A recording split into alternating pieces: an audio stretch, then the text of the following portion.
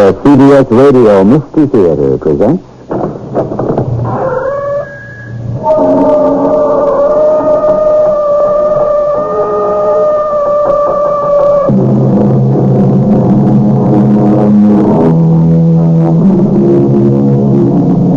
Come in. Welcome. I'm E.G. Marshall.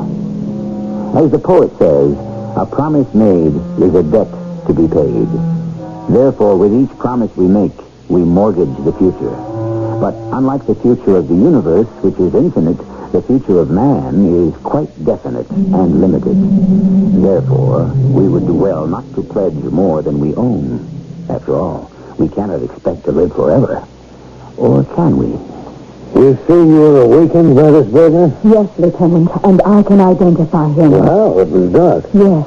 You couldn't see his face. He was wearing a mask. Yes. You couldn't really get a very good look at him. That's right. Well, so how can you possibly identify him? There's something about him. I'd know him in a minute.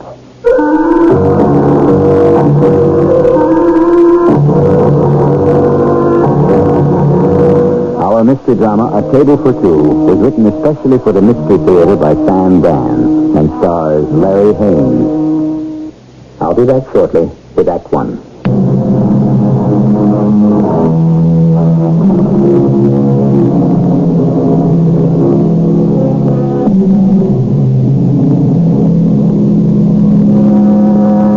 The French call it je ne sais quoi, and I myself don't know quite what it means, which is literally true, because that's exactly what it means. Have you got that? Anyhow, it's an indefinable something that enables a French restaurant to drape a few mushrooms around a hamburger and call it bœuf mince avec champignons au beurre, charge you $17 for it, and make you like it. Especially at the Café Tremblay, where the glacially cool Henri is the maître d'. You know the type. Tall, suave, sophisticated. He can wither you with a frown or raise you to the heights with just a hint of a thin, wintry smile. What you say, madame? Monsieur, your table is waiting. Oh, I am sorry, but without the reservation. This is the only available table, and if it is not satisfactory... Yes, Henri, the despot, the tyrant of the Café Tremblay. Why is it so important to merit his good opinion? Oh, well, let us go home with a redoubtable, incomparable Henri. What have we here? Oh, you're home. Oh, I'm just falling asleep. Let me start the TV. Helen, how could you sleep through all that noise? Oh, it gets to be boring after a while. I have nothing to do but watch TV all night. Okay. No, Hank, it's not okay. Do you know what time it is? Yes, it's 3:30. Restaurant's been closed for almost 4 hours. Okay, Helen. No, that's not okay either. I'm sorry, dear. It's just that... I know. No, you don't know. It's just that I have to unwind. Just go out with some of the guys. Well, I understand. All we do is sit around, have a few drinks, chew the fat. You have to believe that. I believe it. Well, come on, Helen. Hank, I want you to quit that job. It's bad for you. Bad for me? Do you know how much money I'm starting to make? Well, it's a phony. This Monsieur Henri. Well, you have to know how to run the front of a restaurant. There's nothing phony about it. It's not you. You're not Henri de la Tour. You're Henry Smith. Oh, come on. You're playing a game. You're indulging a fantasy. Okay. Maybe I should have gone back to college and gotten my engineering degree. Maybe. But the fact is, I don't know how to do anything. No, that's nonsense. I don't have a trade, a profession, so I do what I can. I'm lucky I can get a job doing this. No, you're not. You have to stop playing. Helen, I'm not playing. You're the kind of guy who needs to be doing something he believes in.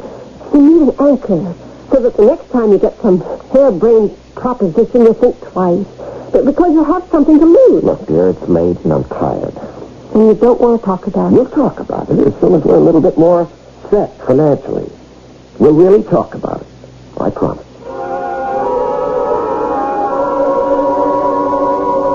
Yeah, now let me see if I have all this right. Your name is Patterson? Patterson with 2 T's. Margaret Patterson. Mrs. Meadows K. Patterson. My husband is in London. And just a half hour ago, On business. you were awakened by the sound of a man. No, I wasn't awakened by the sound. He didn't make any sound at all. I wasn't really asleep. And I became aware of someone in the room. Can you describe him? It was dark. He was wearing a mask. I was so frightened. Tall, short, I think he was slender. dressed? Slacks, jacket? I don't know. Yeah, well, tell me exactly what happened. I became aware of him. I sat up in bed and I screamed. It wasn't really a scream, more of a gasp. He turned around. He had a gun in his hand. You sure it was a gun? Oh, yes. The moonlight coming in through the window, it shone on the barrel. Mm-hmm. Yeah, then? He pointed the gun at me. I thought I would die. He put a finger against his lips. He was warning me to keep still. And I did. Yes. Then he opened my jewel case. It was on my dresser, and he took out my necklace, a brooch, and my diamond ring, and he placed them in his pocket. The next thing I know, he was out the window. What do you mean, out the window? You're 18 stories up from the ground. He just went out the window. What did you do? Me? Oh, I didn't do anything for I don't know how long. Then I started to scream, and I kept screaming till my maid came into the room, and she called you. He went out the window? That's a sheer drop to the ground. I saw him just go out the window. Now, these gems, do you generally keep them here in your apartment in a jeweled box on your dress? No, I usually have them in the vault. Except tonight, I was at a formal dinner, and I thought I would... Do you mind if I use the telephone? No, I don't mind. Thank you. Is it possible he could have seen me and followed me home? I understand jewel thieves. Scout, is that the word? Places where wealthy people go. Excuse me. This is Lieutenant Severio. I'm at the Patterson place. Yeah. I got away with a few nice things. The MO fits our old friend, the cat burglar. Yeah, the one who can climb up and down the walls. The cat burglar? Yeah, Jerry. I think he can chalk up another one.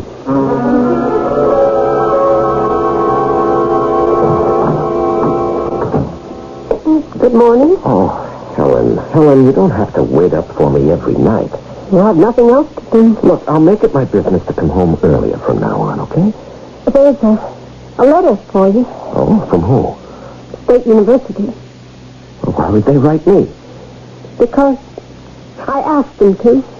You asked them to? I said you'd left school about 10 years ago, and you needed something like 32 credits for an engineering degree. Now, Helen, if you have any ideas about my return all you have to do is go see the dean. They'll work out a program for you. Now, you have no right to interfere. I have every right. This is a decision I have to make. It's my life. If I'm going to stay married to you, it's my life, too. No.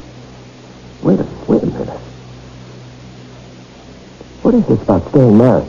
I'm 32 years old. I can still have a good life. Helen. So far, it hasn't been a great one. I'll make it up to you. Oh, you get bored so quickly, and then you become restless. Helen, that's all in the past. You have to have a serious purpose to your life.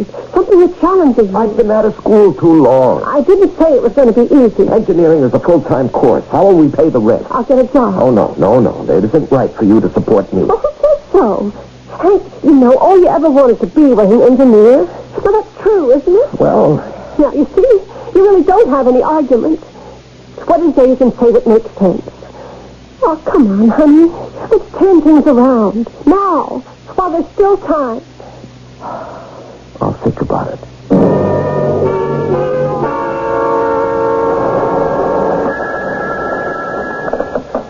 Lieutenant Severio.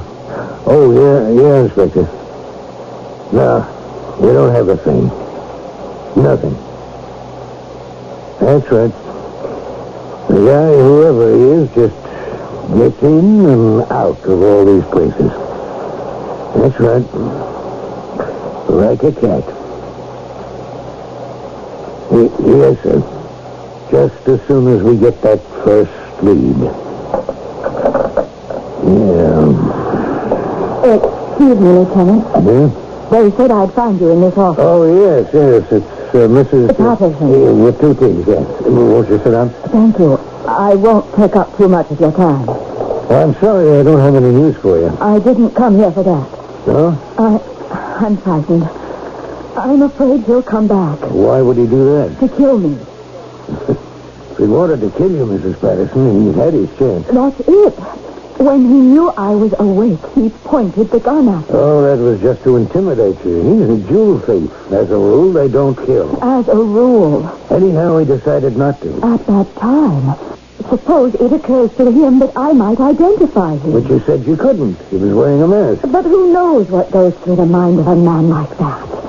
Tomorrow, next week, any time, he could decide something else.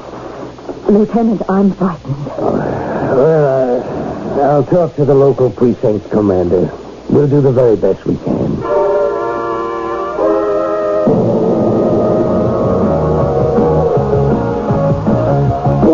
Will you turn that thing down? What's the matter? I can't even hear him so thick. What do you want me to do? You never take me to no places.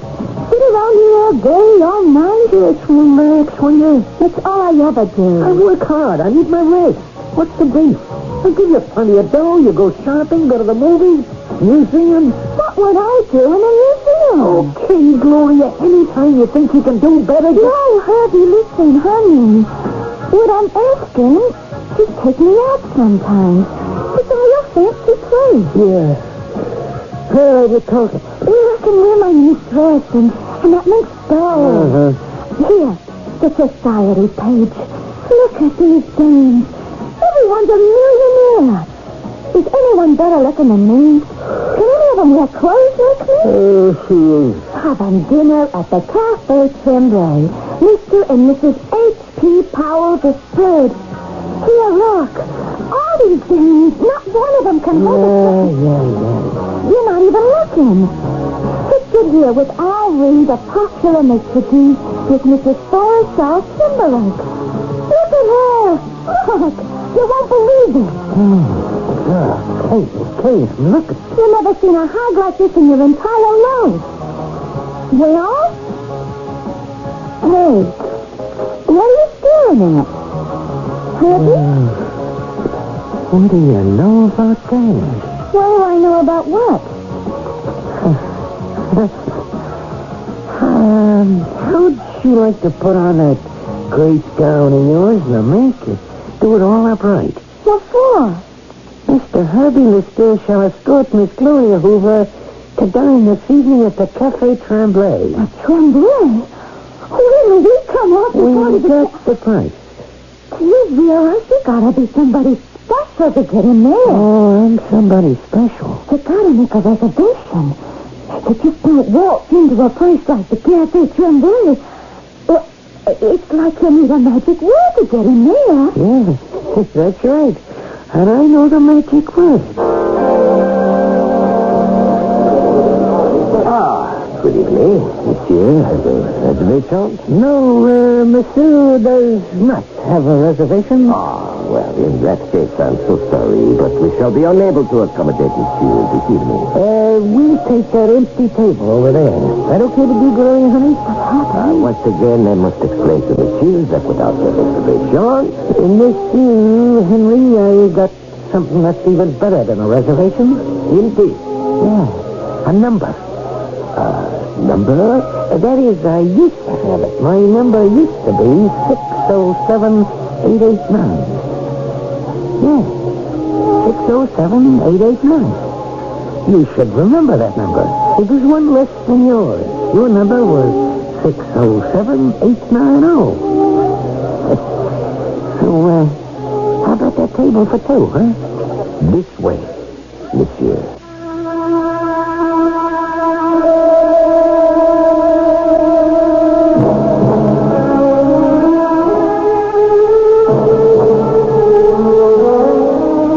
What manner of magic numbers are these that they can bring an aloof and autocratic head waiter to heel? Obviously, these gentlemen know each other, but what can they possibly have in common? Well, what all of us will have in common is the second act that is about to arrive here shortly.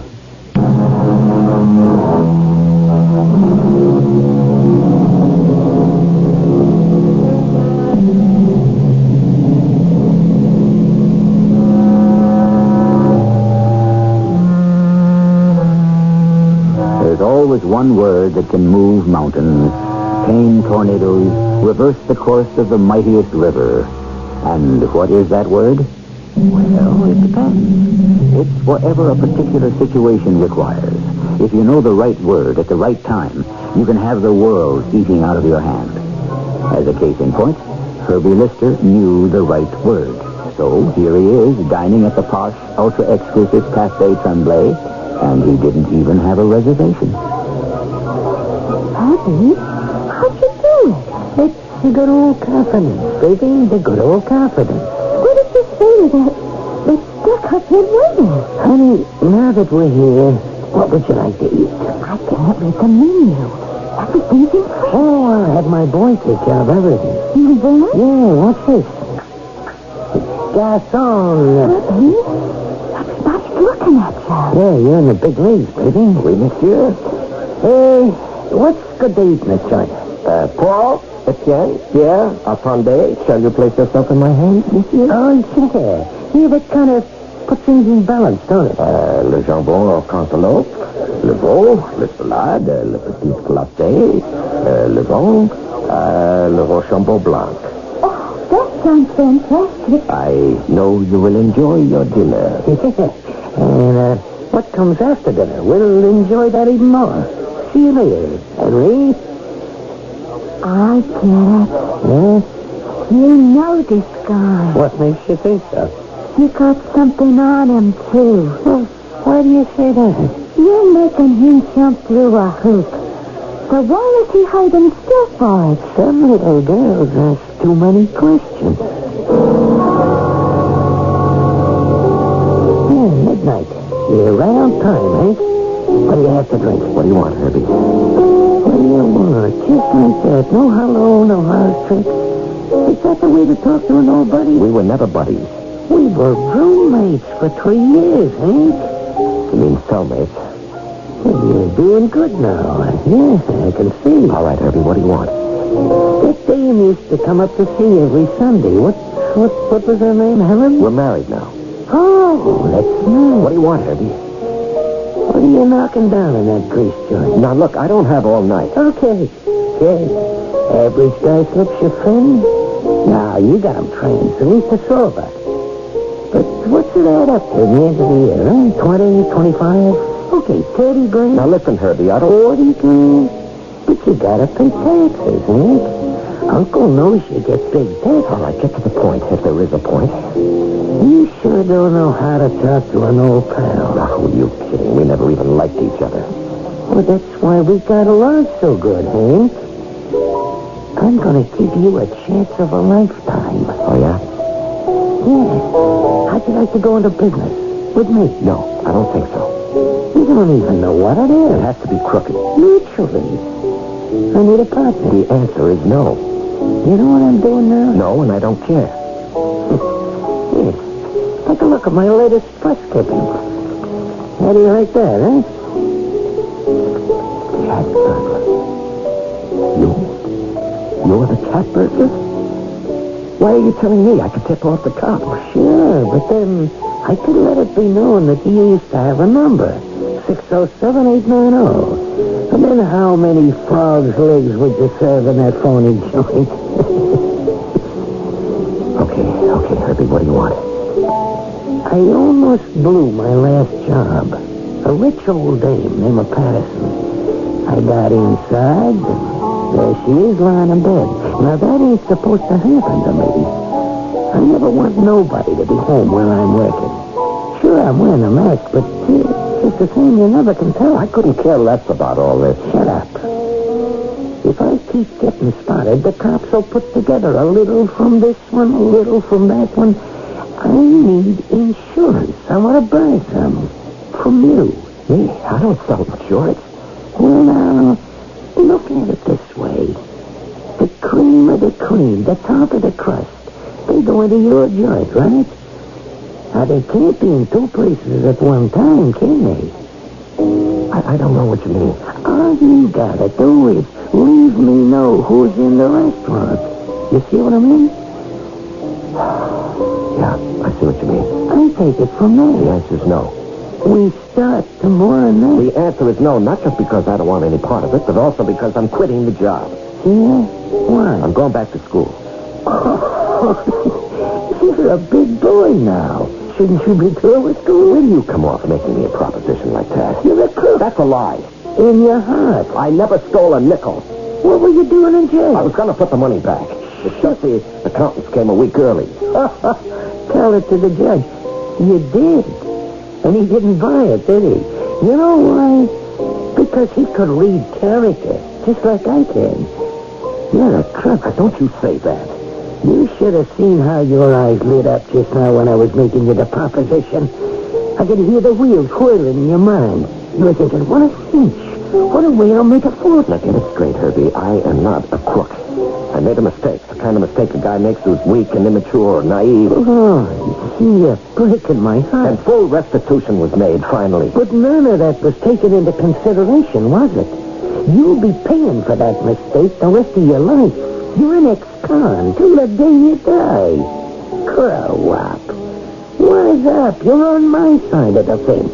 Whether you like it or not. No, I won't. I promised my wife I won't. You're too good to be true. You're turning me down, not because you really want to. Because you promised your wife. Now, look, if I don't quit that job and go to school, she's going to leave me. You really want to go back to school, huh? That's right. Is it what you want to do or what she wants you to? That's none of your business. Whose idea was it, huh? Okay, go ahead. Leave your wife call the shots for you for the rest of your life. You're going back to school? You're going to crack the books?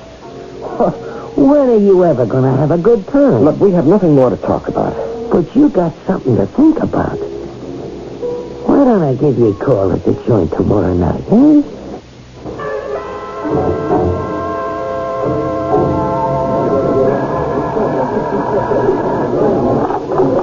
Le Café Tremblay, Henri speaking. So that's it. Well, you thought about it? Yeah, I guess you did. So tell me, who's in the joint that would be of interest to me tonight? Mrs. Perry Youngblood. Yeah? How long do you figure she'll be there? 2 hours. Okay, partner. We're in business. Lieutenant Severio. Yes, Inspector. I'm working on the report right now. Mrs. Youngblood's apartment. No, we don't have the full list yet, but it's a big haul. Same M.O. We don't have a single lead. Stick around another cup of coffee, Helen. Would you like to have another cup of coffee? Okay, all right. Don't throw at me, aren't you? What are you trying to do, break me down with the silent treatment? Two can play at that game, you know. I don't have to talk to you either. I told you I don't want to go back to school. I'm too old. I don't have the patience to sit through those endless hours in the library and in the lab. Now, where's the guarantee I'll even get a job when I get out? Do you understand? I'm doing what I want to do. The latest news on the hour. It's 8 o'clock of this beautiful spring morning, but it was not a beautiful spring evening last night for Mrs. Althea Warburton. She came home from dining out to find her apartment ransacked. Valuable jewels were taken. The police theorize it's the work of the very daring and extremely busy cat burglar. Who he is and how he does it is anyone's guess. Why'd you turn it off? Don't you want to hear the news? I've already heard the news. The cat burglar strikes again. Oh, yeah. He is kind of busy, huh? Very interesting. Why? What's very interesting? Well, this Mrs. Warburton. It said she was dining out. Did I hear that correctly? Yeah, I guess so. I wonder. Had she been dining at the Café Tremblay last night? I'm sure you'd remember. Yes, matter of fact, she was. Strange. Last 3 burglaries. All the victims had been dining at the Café Tremblay. That's so. It's quite a coincidence, don't you think? Now that you mention it, yes. On the other hand, it doesn't have to be a coincidence. What are you saying, Helen? What do you think I'm saying? It's a lovely little scheme. All those wealthy folk down at the Café Tremblay. Suppose somebody who's working there can tip off the cat burglar. Do you follow me? Well, The cat burglar now knows that the apartment of an extremely wealthy person will be empty. Oh. Makes sense, doesn't it? A peculiar, perverted kind of sense. But it seems to be working. How many people are employed at the cafe at night? About 25. Well, one of them is the cat burglar's accomplice. Now, Helen. It's you, isn't it? Me? Well, how could you even think of things? Henry, tell me the truth.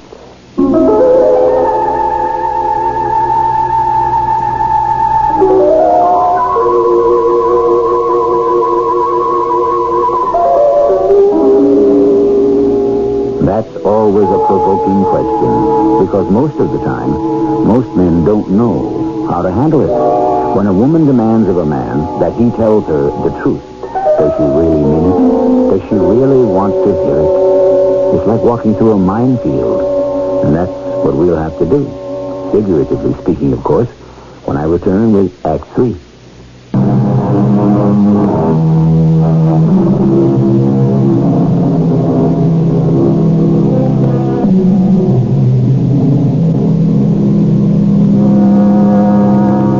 I speak truth not so much as I would, said the French philosopher, but as much as I dare. From which we must conclude that speaking the truth can be a hazardous business.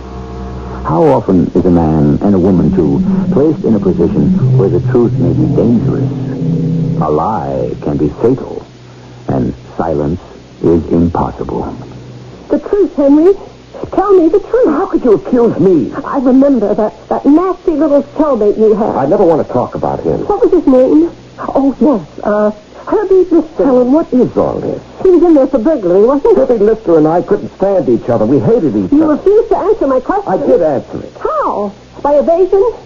I said, are you the cat burglar's accomplice? How can you ask me such a question? All right. I'll answer it for myself. Herbie Lister was a very clever burglar. Oh, no, he wasn't so clever. He was caught. Oh, everyone gets caught now and then or eventually. But he's out of jail. And like you, he's moved to another part of the country. You don't even know this for a fact. One of his victims, a Mrs. Patterson, described the cat burglar as small, thin, slight. Wasn't that Herbie? Tell him there are millions of men in this country who are small, thin, slight. It could even be a woman. Herbie somehow encounters you again. And an old prison relationship is renewed. I told you we were never friends. I didn't say you I were. keep telling you we hated each other. Well, that's a relationship. Helen, How much money are you getting for your end of this? You know you're being ridiculous. How much? I don't have to listen to any more of this quit. How much?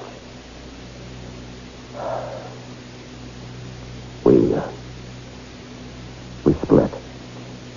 60-40. You must have piled up quite an amount. None of it has been fenced yet. None of it has been fenced yet.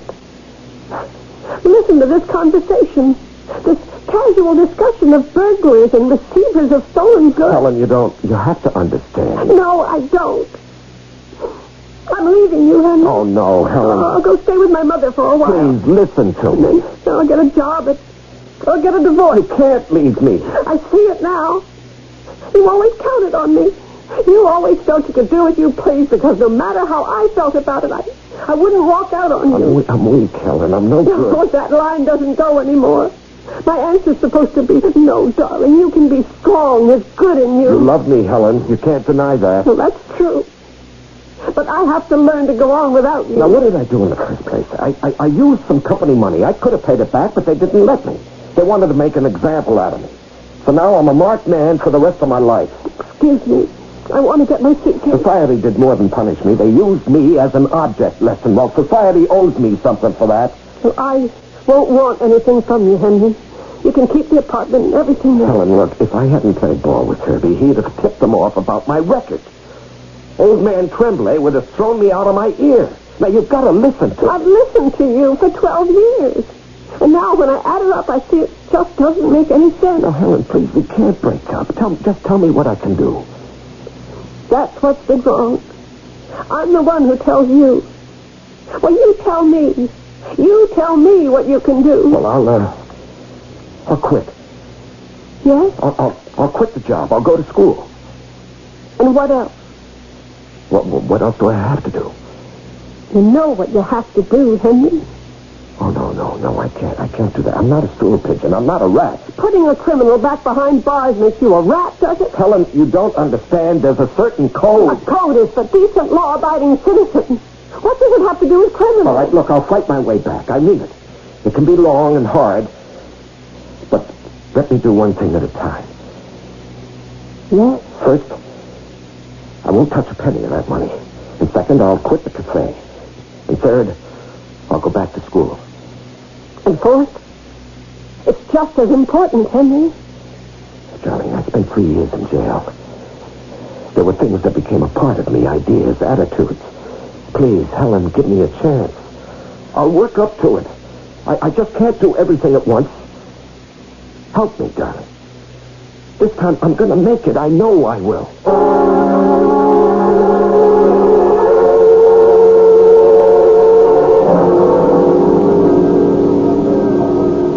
So that's it, Herbie. If my mind is made up, I'm quitting.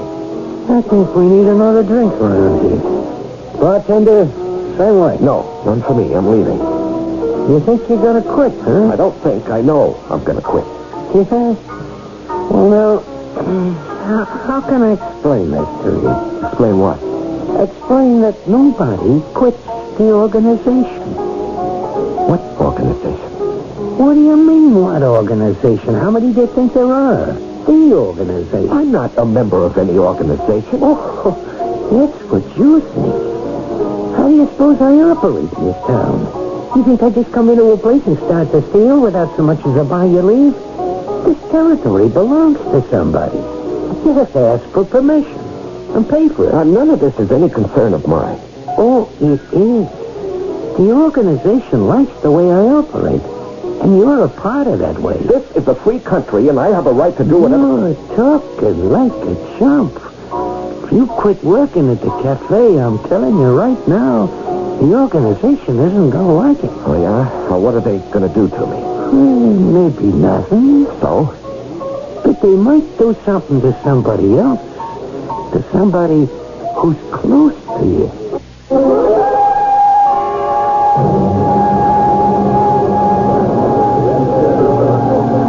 Good evening, Henri. Ah, Madame Patterson, your table awaits. Henri, I would like to ask you something. The last time I was in here, it must have been 3 weeks ago. Yes, and I am desolated that you have neglected us for such a long time. It is too cruel of you, Madame. I remember it was a week after that robbery. Ah, yes, so unfortunate. I noticed a man came in that night. He had a young lady with him. Well, I wouldn't exactly call her a lady, pretty, but in a rather common way. Do you know who he is? Ah, I am afraid not, Madame. I do. I think he's the cat burglar. Ah, you are positive? I saw him, you know. He was wearing a mask, but this one had that same thin, nervous appearance. Ah, Madame, that might describe a million men. That night, he looked at me in my bedroom and he said, shh. And it was the way he brought his finger to his lips, that quick motion. I know it anywhere. Oui, Madame, but so many people come in here, you know. Oh, I was afraid of that. And besides, why would a person of that nature come to a place like this?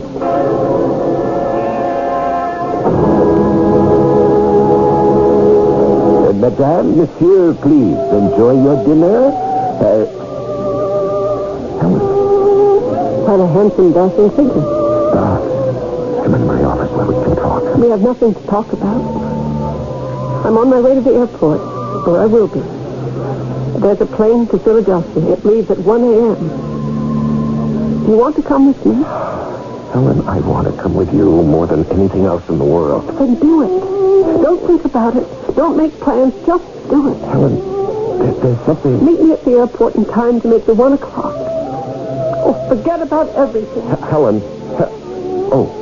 Good evening. Does Monsieur have a reservation? No, but I got a badge. Lieutenant Severio. Oh? Now, Mrs. Patterson has been in to see me. It's about the cat burglar. Ah, oui. 4 weeks ago, her place was hit. About 3 weeks ago, she said she was in here and saw a man who reminded her of the cat burglar. A thin, nervous type with a very brassy blonde. Didn't look like any one of the regulars here. Well, monsieur, why would I remember him? For that very reason, he'd be so out of place. A thin, nervous man with a blonde companion. No, Lieutenant, I do not recall this person. Well, you think very hard. If anything occurs to you, give me a call at headquarters. Here's my card.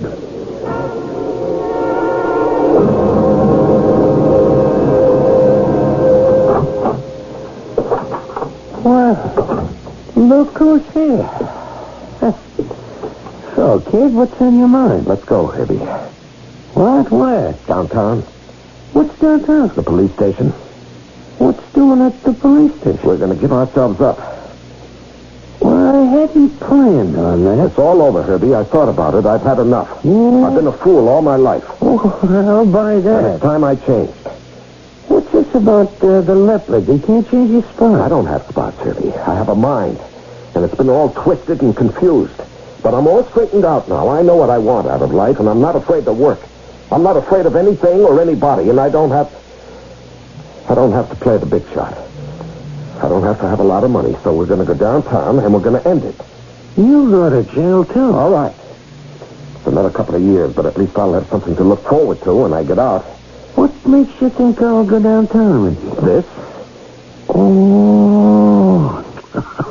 You went out and got yourself a little pea shooter, huh? Yes, and it can do what it has to. The organization isn't going like this. Is there really an organization, Herbie, or was that a little propaganda on your part? Maybe it was a little bit of both. I gotta hand it to you, Hank. So, let's move. Sure. Just open the door. We'll go to my car. You drive. Go ahead. Open the door. Yeah, okay. You just lay there for a minute, kid.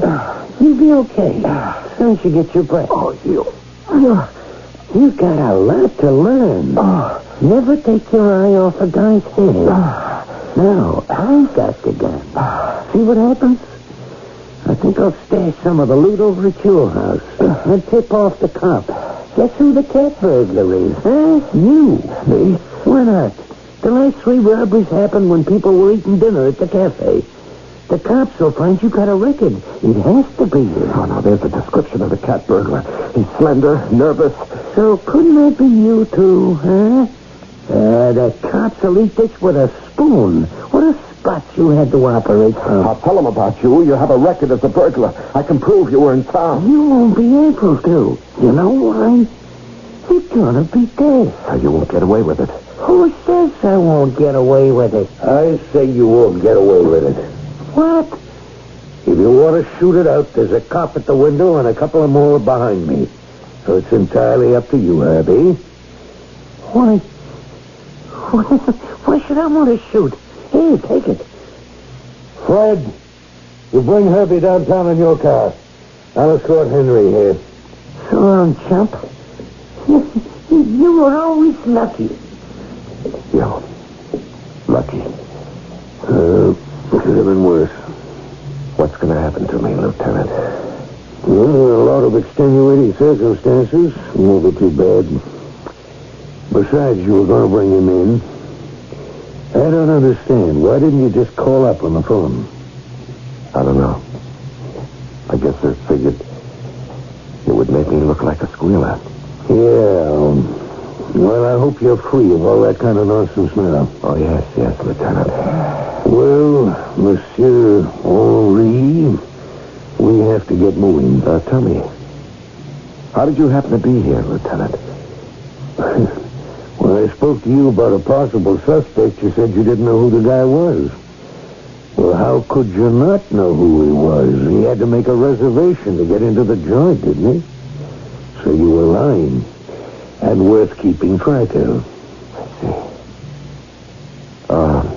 Could you do me a favor, Lieutenant? Huh? On the way, could we, stop at the airport for a minute? I have to say something to somebody. we could. And, Monsieur Henri, if you will step this way, I have a reservation for you.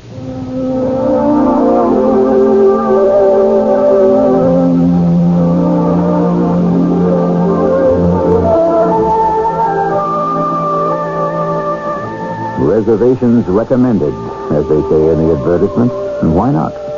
When you stop to think about it, what is life itself, if not a series of reservations? Every plan we make is a reservation for the future. And like most reservations, ours can be canceled without notice. We, however, can safely make a reservation to meet here again in just a few minutes.